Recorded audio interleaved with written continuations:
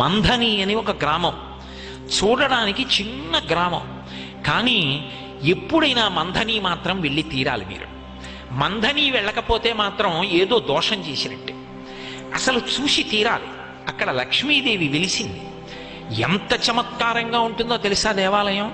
మీరు దేవాలయం ప్రాంగణంలో వెనక తలుపు తీసుకుని ఒడ్డున నిలబడితే ఆ వెనక ఉన్నటువంటి సరోవరం కనుచూపు మేర ఉంటుంది చెరువు.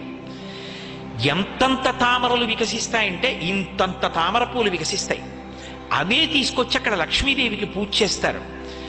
ఇంకా చమత్కారం ఏమిటంటే అక్కడ ఒక దక్షిణామూర్తి దేవాలయం ఉంది. దక్షిణానికి తిరిగి ఉంటుంది శివలింగం. దక్షిణానికి తిరిగి ఉన్నటువంటి శివలింగం దగ్గరికి ఇప్పటికీ కూడా బ్రహ్మాండమైనటువంటి నాగుపాము తిరుగుతూనే ఉంటుంది, అందరికీ దర్శనమిస్తుంటుంది. మందని పరమాద్భుతం. గోదావరి ఒడ్డున కోరి కోరి వెలి. అసలు మందని నేను చెప్పలేను, దాని వైభవం ఏమో అనుకున్నాను. కానీ నేను ఆ మందని వెళ్ళి తెల్లబోయాను.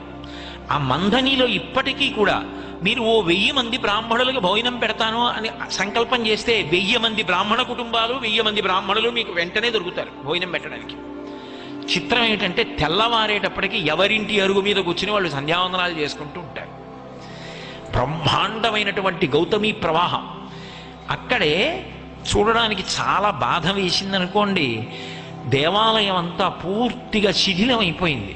గౌతమ మహర్షి తపస్సు చేసి ప్రతిష్ఠ చేసినటువంటి అద్భుతమైనటువంటి దేవాలయం.